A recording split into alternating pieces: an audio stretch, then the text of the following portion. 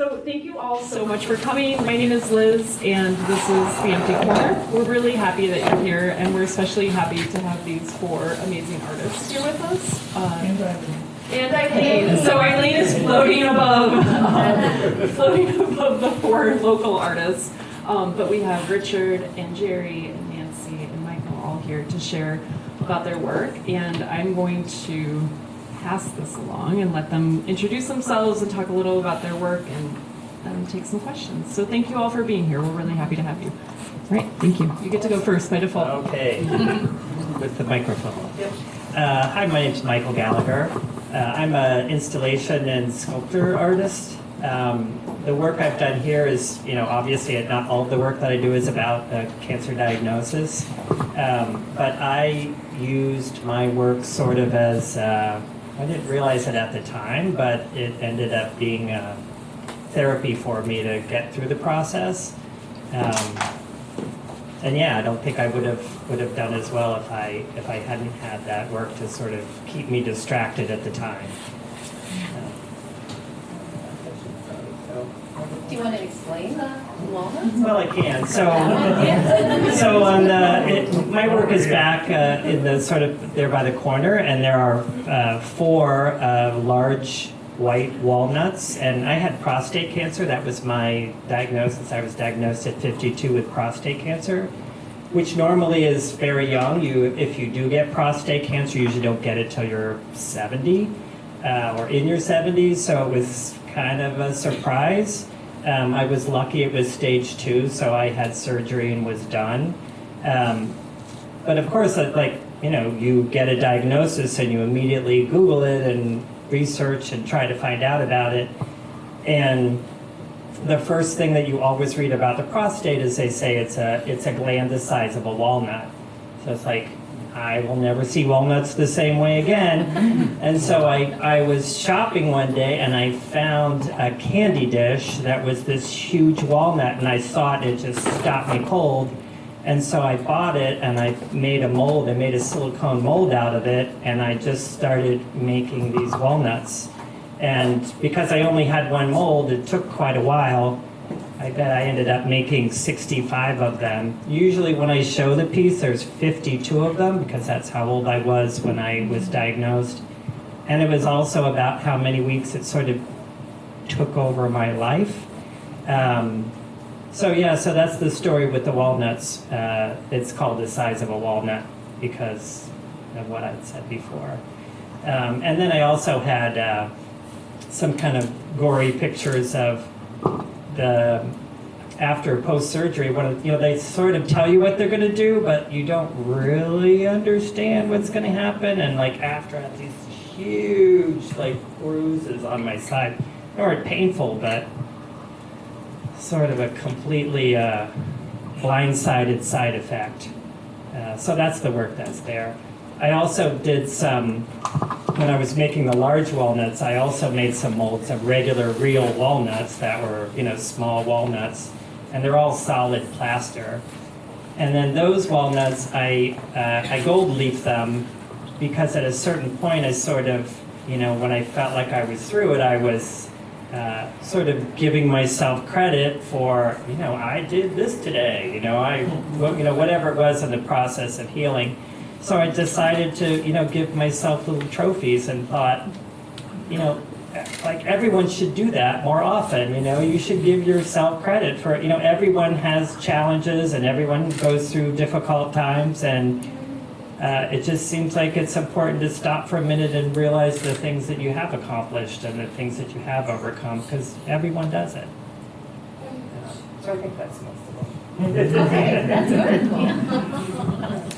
Hi everybody, I'm Nancy VanKanegan. My work is in the back wall, and this is all ceramic work. They're made of porcelain. I work in a wide range of mediums, but I love ceramics. And I had a stage 1 breast cancer that was diagnosed, just did a routine mammogram, so get your mammos, girls. I actually hadn't had one for about 6 years because whatever, why do you put those things off?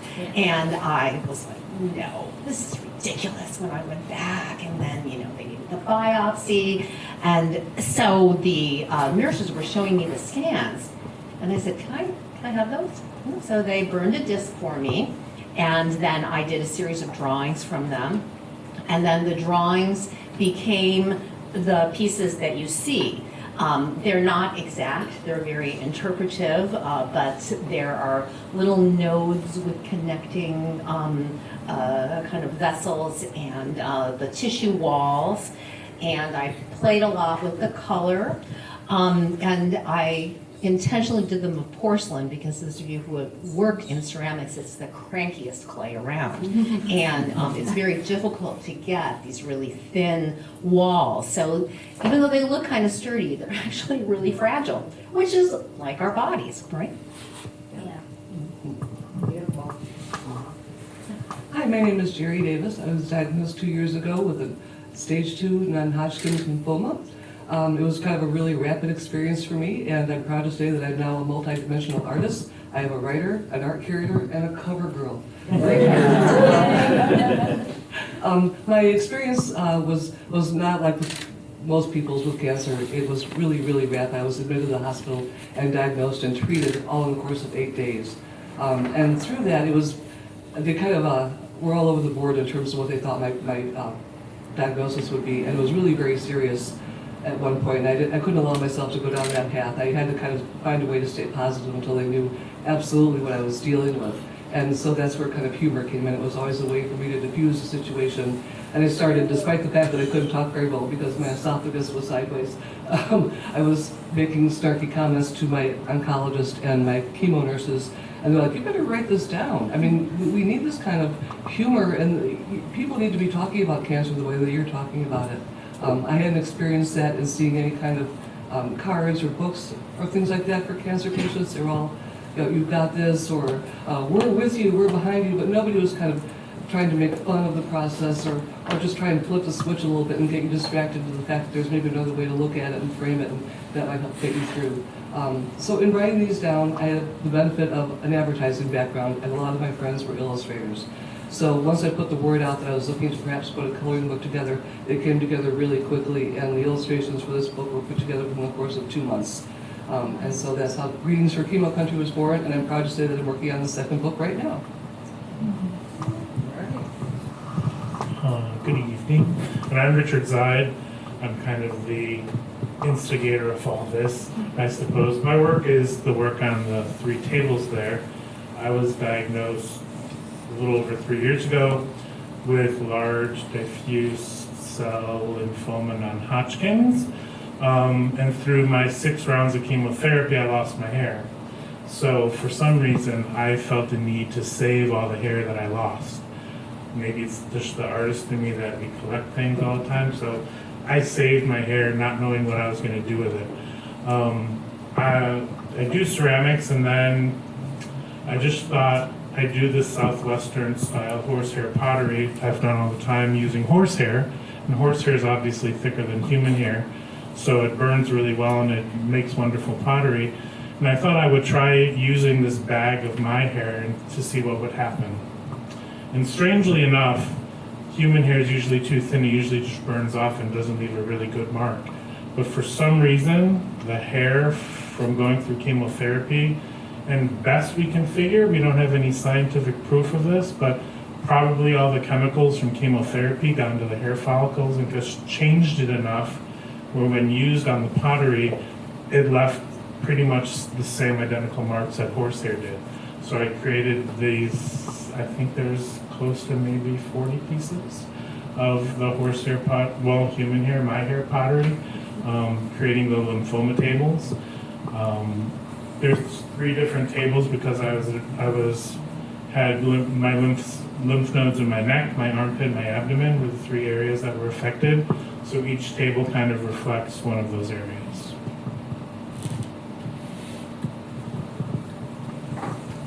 And you ask us. Yes. Or share your stories.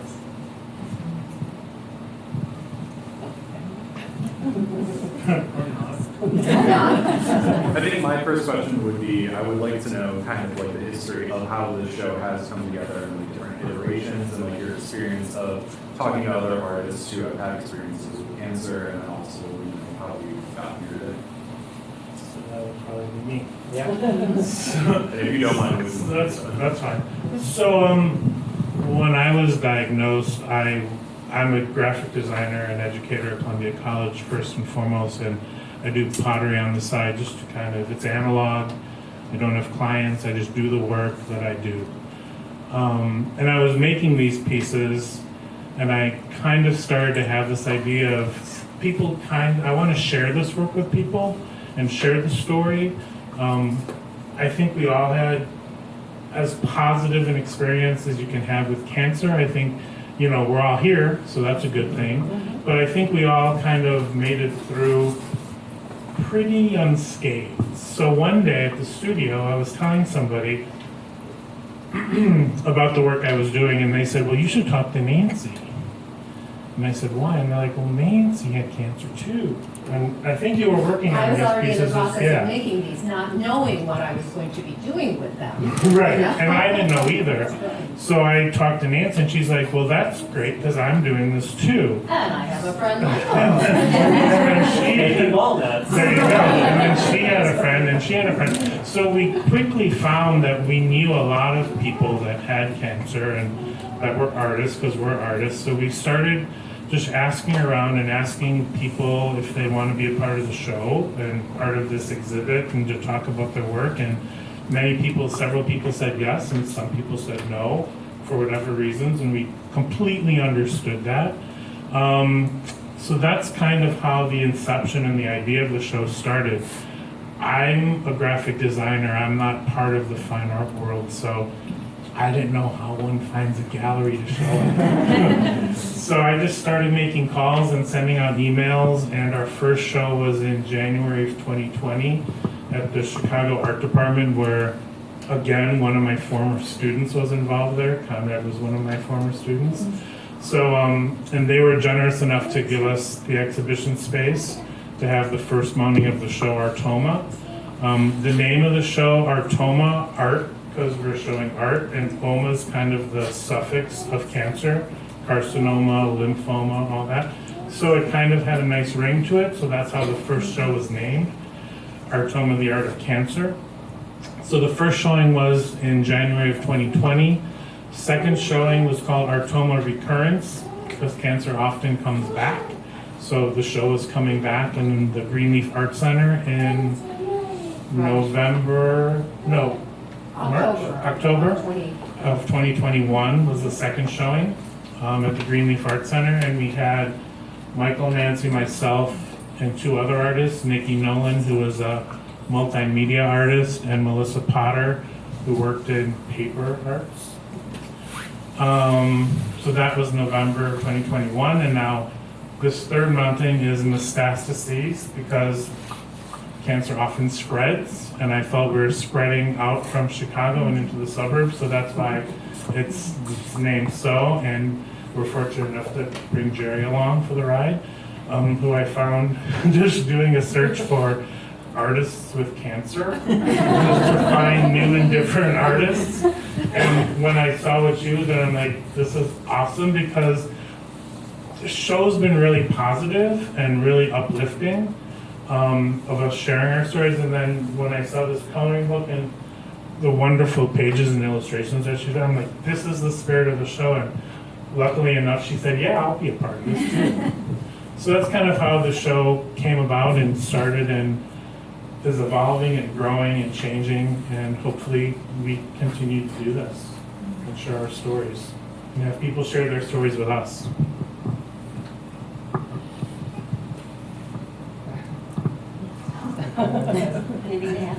The thing that I was kind of thinking about is when I tell people that, I'm in a show that has my work that's about cancer, there's still kind of a stigma attached to it, and it's so strange because, cancer is so pervasive and everyone knows someone, and yet there's still this stigma about it, and just being able to sort of be out and talk about it. And where I work, I had a situation where I sort of, outed myself about having cancer, and then the response, it's very sweet that, people are like, I hope you're okay and stuff like that. I'm like, it's ancient history now, it's in the rearview mirror, but still the response I always found kind of interesting, because people are so afraid to say anything, or they don't want to, like they're afraid what your answer is going to be.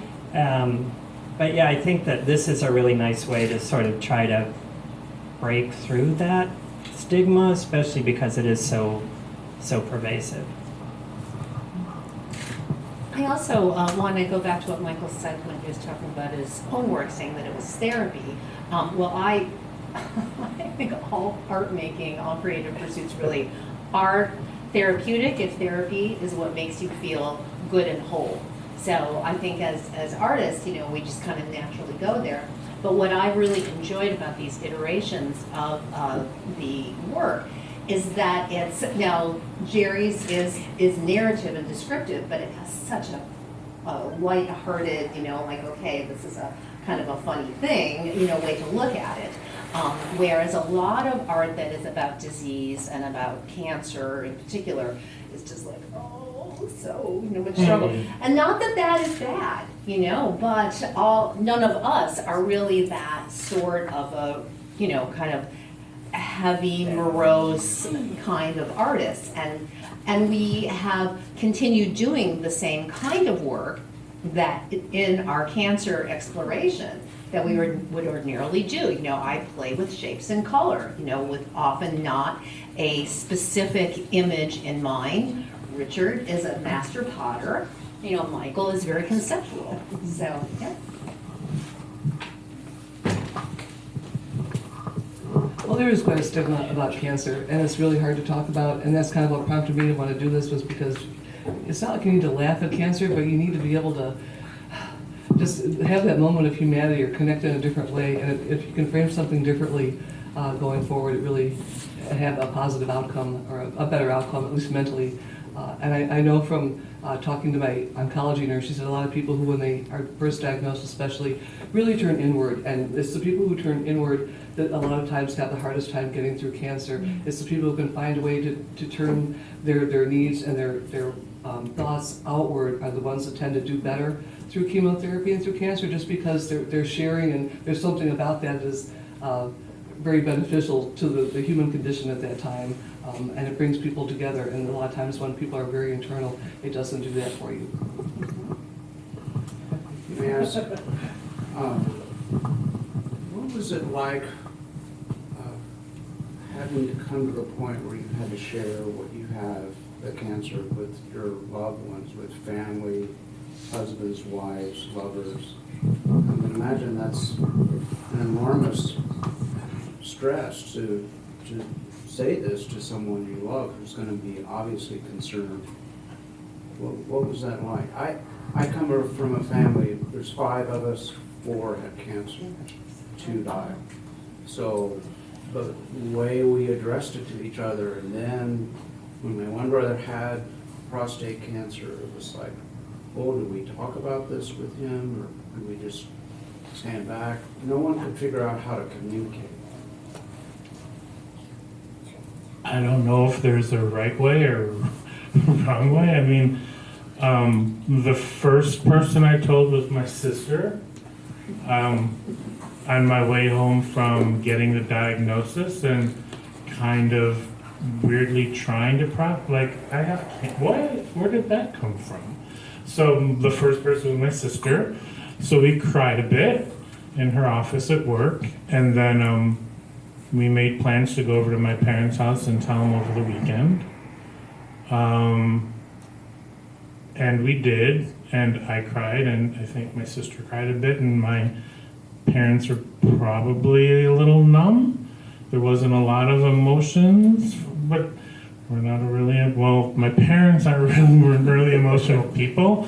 So we told them, and we didn't talk about it. In all honesty, I didn't talk about it with my parents because they didn't want to know about it. They just wanted to pretend like, okay, you'll get treated and you'll be fine. Whereas my sister kind of went through my treatments with me. She kind of came with me to just about all my 6 rounds of chemotherapy. So she was there. And then I just kind of put together a trusted team of friends who I can talk to about it.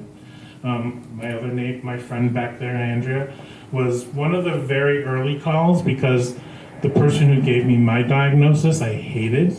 I didn't like them at all. And Andrea unfortunately went through cancer, so I said, "Who's your cancer doctor?" So she gave me the name of her doctor, who is wonderful, Dr. David Hakimian of Illinois Cancer Specialists, if anyone ever, for whatever reason. And I just put together a little network of people who I could talk to and share with of what I was going through. I asked them not to ask me about it because when I wasn't going through a treatment, I just wanted to be as normal as possible. No one at the studio knew I had cancer.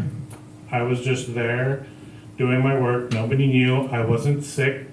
I found out that I handled chemotherapy really well, so I wasn't knocked out for days after a treatment. And I just kind of kept my network informed. And when I needed support, I asked for their support and they gave it to me.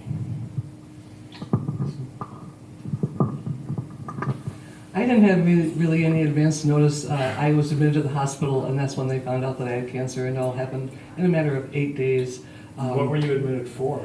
Because I was having trouble swallowing, and I thought at first I was having some kind of, like my throat was closing up a little bit from allergies because it was a really bad allergy season. I've been taking some over-the-counter medications. It didn't feel that unusual from things I'd experienced before, but all of a sudden it got to the point where things were getting stuck in my throat.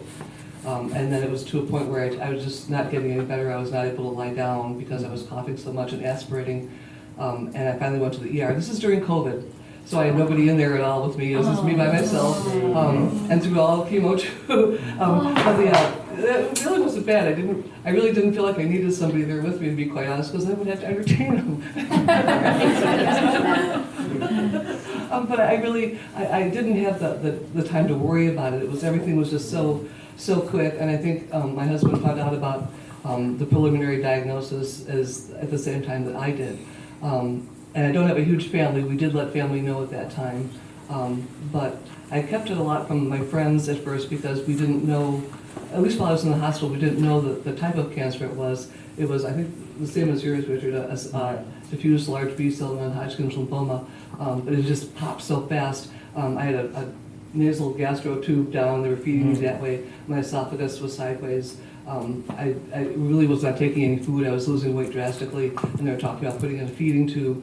And then in a matter of a couple of days, that was all figured out. But I didn't want any of my friends to know because it's like I had no way I couldn't answer their questions. I couldn't tell them where this was going because I didn't know.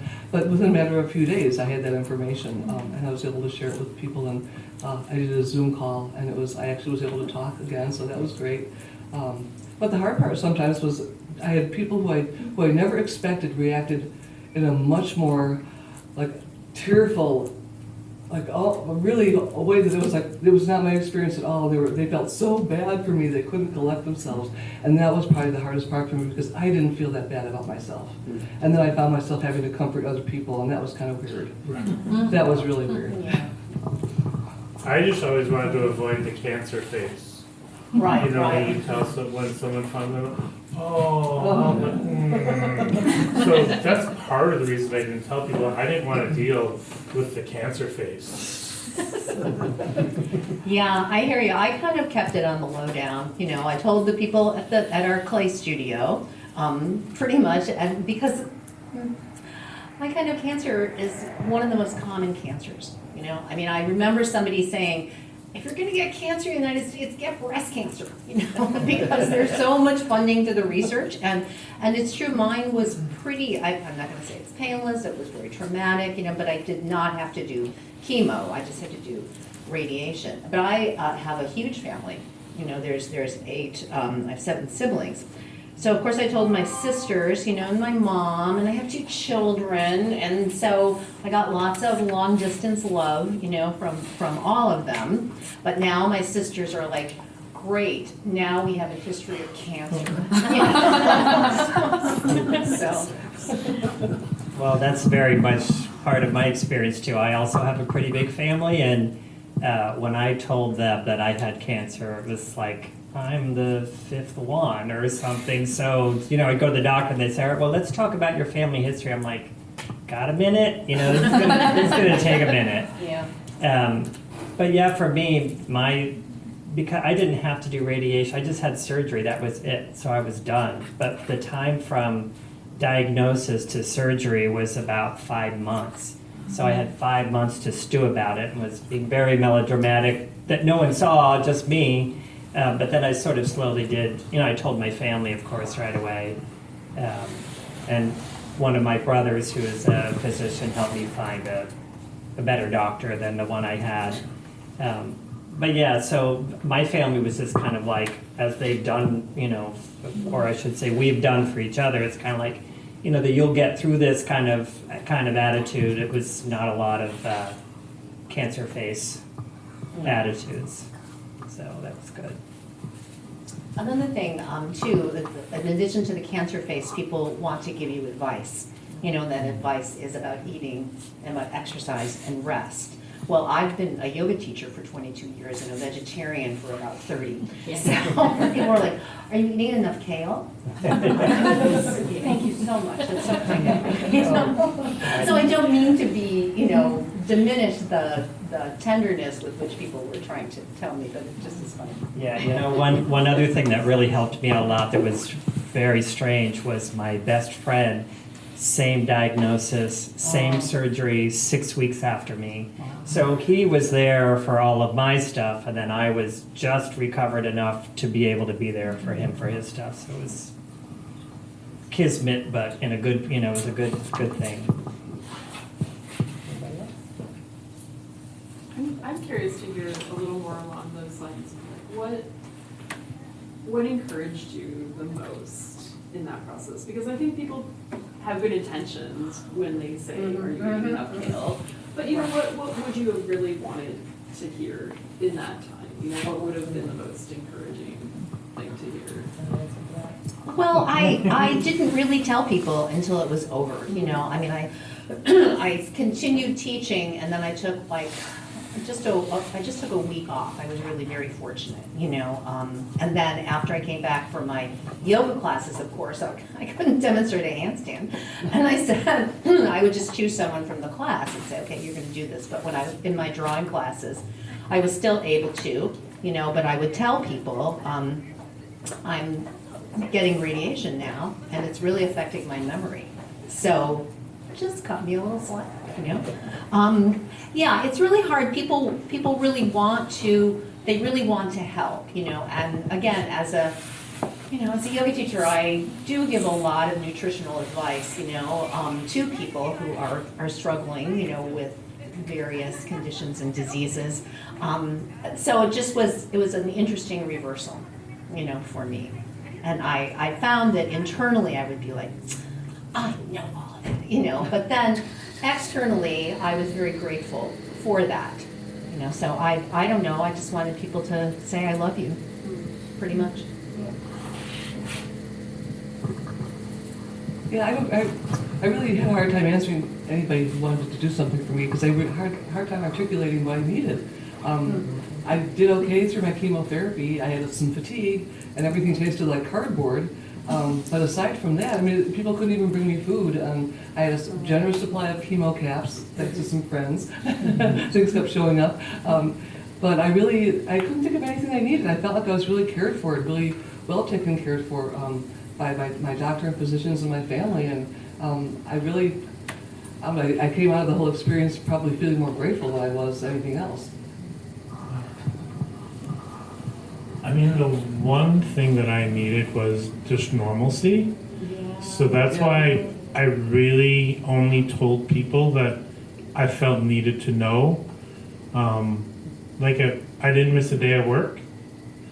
But I told my boss at work, and because I didn't know how chemo was going to affect me, and I didn't know if I was going to be missing days of work, so I told them because I felt they had to know, but it didn't impact anything. I didn't miss a day of work. No one at the studio knew I had cancer until I told someone about the show, and they said, well, you need it. I'm like, okay, everyone's going to know I had cancer. And that was fine. But yeah, I just needed normalcy. most of all. And it was funny because my friend Eileen, who I met in grad school, she was telling everybody. And like people were sending her food and sending her stuff and bringing her care packages, and I was like, no one's sending me anything. And then I'm like, oh wait, I haven't told anyone. So I didn't get the meals. That sounded kind of nice. So, but I was fine missing out on that opportunity. I just really strive to let things be as normal as they could be. Go to work, go to the studio, do the things I wanted to do, and then once every 4 weeks, go sit and get poisonous drugs injected into me. That was my normal for a little while.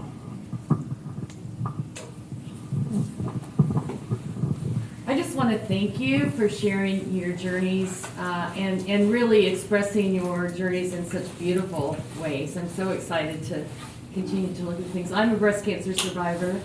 I was diagnosed in 2014. I had twin boys in 5th grade, and I had a sophomore in high school daughter.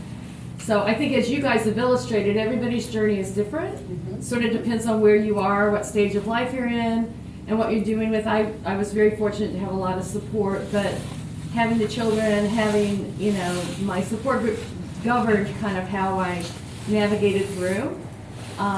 But I just wish I were as creative as you in expressing, that journey. And thank you for sharing that with us. Oh, you're welcome. I have one more thing I do want to add.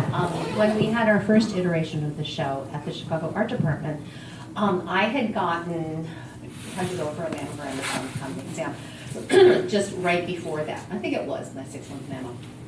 And so I brought some cards to the nurses and drop them off for my surgeon. And one of the nurses and my surgeon came. And my surgeon bought 2 pieces that she was going to get framed and hang in one of the cancer wards at Swedish Covenant Hospital. So if you want to make art about anything, just do it. When you were asking about what you needed, I think for me, because I had that amount of time where there wasn't really anything that I could do except wait, I tried to sort of continue in the regular normalcy of life, and that was fine. But like I found that I'm not nearly as stoic as the rest of my family. So as when I was not at work or whatever, I was really emotional about it. And for me, it was just to have 1 or 2 people that I could, really blow it out of proportion and really, let out all of this fear. Basically it was fear of the unknown and not knowing how bad it was and not knowing if it was going to come out okay, and just knowing that it was, knowing that I had cancer in my body that was not going to come out until X date was really hard. And so I think for me it was just having a confidant, just having 1 or 2 people that I, and I could be very melodramatic with them, and they would like, you're going to be fine. You're being melodramatic, but it was good to be able to let that out. While you were creating the art, did that offer any unique perspective on your experience with cancer that someone who wasn't creating art as sort of an art therapy might not have? And then, in addition to that, is there any kind of open advice to people that don't have art as a, sort of something to fall back on to deal with things of like, possibly like how this helped you and how that could maybe also help them as well? Well, I know for me, making those walnuts, because I could only make 1 at a time, and it would take at least, I couldn't really release it from the mold for about 2 hours, but I was recovering from surgery at the time, or up to surgery and then after surgery, because I made so many of them. At first it just kind of felt like a distraction, but then as I continued to make them, I realized that it sort of became a real positive thing for me, by the time I was done with them. Because I was doing something that was creative, I was doing something positive. And so it was more than just a distraction. It was, a way to try to do something that was positive, not negative. So I imagine that, everyone has, I'm sure your kids had, some way to, help you stay positive or distracted or give you whatever it was that you needed. So I imagine that a lot of people would find whatever it is that works for them, but for me, it was making plaster walnuts the size of a softball. And it was 65 of them or whatever. Oh, and when I was making the little ones, I had 5 little ones. So the excess plaster from the large walnuts, I would just use for the smaller molds. And I would just toss them aside because I wasn't really focused on those. And by the time I got done, I think I had 256 of those. It was like a grocery bag full of little plaster walnuts. So it helped a lot.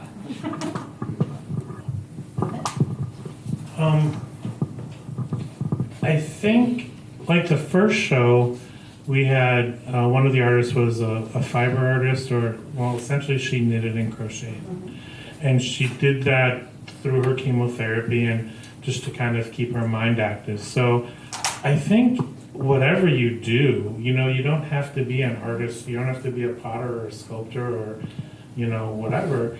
Everybody's got something they can do. If you just write in a journal or just knit a sweater, there's something you can do that can be some kind of outlet, be it creative or whatever, just to kind of manage your everything, whatever is going on. I don't remember Conrad's question. You answered it regardless. Well, in my instance with the art, I had written down a lot of the things that I was going through in the hospital, some of the comments, and it was all observational humor at the time. I just kind of looked around and saw things. It wasn't like I was trying to be snarky necessarily, but in the context of everything I was going through, I guess it was. But then I'm not an artist myself, and when the idea came together that these could actually turn into illustrations, and every time that I got an illustration back from one of the artists, it was like Christmas, because every seeing somebody who would draw something drawn against your words was just like, wow, and it was all their interpretation. So I thought, well, this is great because it's just not my idea. I'm not telling them, well, you draw this. I'm letting them come back to me with whatever their ideas were. So I like the collaborative effect of that, and that really helped me going through a lot of the chemo and beyond. Oh yeah, I don't know what to say. I'm just a compulsive maker. I just make things all the time. And so at the time, I was spending a lot of time in the clay studio. It was a summer. My surgery was in March, so I was done with all my treatments by the summer. And I just kept making. But that's what I do to soothe me, to enrich me, to allow me to just look at the world, in a different way or in my way. So yeah, if you like to crochet, if you like to, going for walks is kind of hard if you're. I did a lot of walks. Yeah, you did, yeah. So when I was recovering from my surgery, I had a double mastectomy. I watched a lot of HGTV, so much that I was seeing, and we were going to remodel our kitchen, so I was, getting ideas, but so much so that I would see repeats. And then my daughter came in one day and said, "Oh my gosh, Mom, you've turned into one of those women who sit around and watch HGTV all day." So I was kind of like, okay, well, maybe I'll find something else to pass the time. But So did you start hanging wallpaper then? no, but I got some great ideas for the kitchen. Yeah, great. See, so we can be a very creative guy as well. You had a question, right? It was similar to Conrad, so I'm trying to rephrase it. But do you think your relationship with art has kind of changed from before, during, and after dealing with cancer? Do you view it more as a tool, or has it always been a part of your life? I think you specifically answered. Yeah, it's always been a part of my life. What this journey did do for me was to reawaken my interest in the microscopic, and so some of the pieces that I made after that are of various parts of the cell, like Golgi, what do they call it? I can't remember. And mitochondria, and so those are the subjects. Some of the subjects I'm working with. But yeah, what about you? I think for me, maybe it made me feel a little bit more of a sense of urgency. Make more like I've become the compulsive maker, which I really wasn't so much before. but now I feel like I sort of, like I have to get it, like I'm running out of time, you know, like I have to hurry up, get it done. So it, yeah, I think that's what it did for me. It really made me, it changed my relationship in that I'm more prolific, I think. You transformed, it sounds like. Yeah.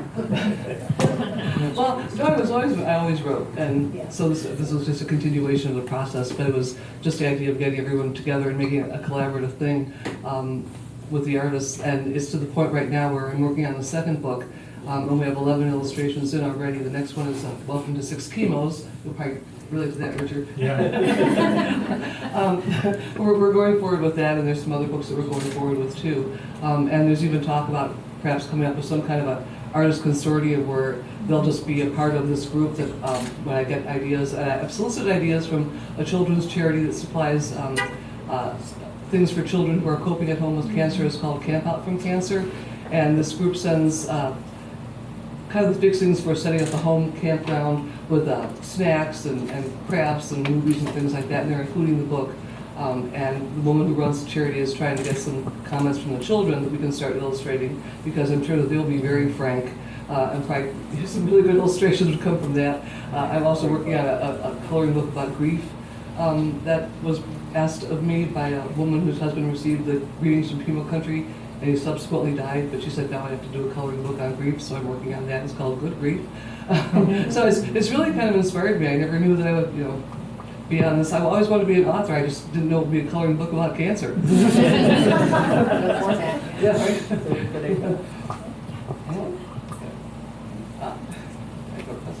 Any more questions?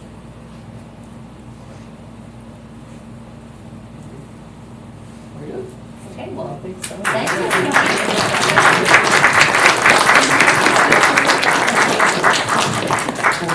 Okay, sorry, I'm up here barefoot because my shoes were too noisy. But that was wonderful. Thank you. No, it's warm. It's like 10 degrees out now. We're so thankful that you're all here, and I kind of forgot at the beginning to thank a few people that made this possible, in addition to Richard. But truly, Richard, thank you for this, because Thank you. this is such a great thing, so we really appreciate it. But I also wanted to thank our friends from Northwest Community Hospital, one of whom is here tonight. This is Rebecca.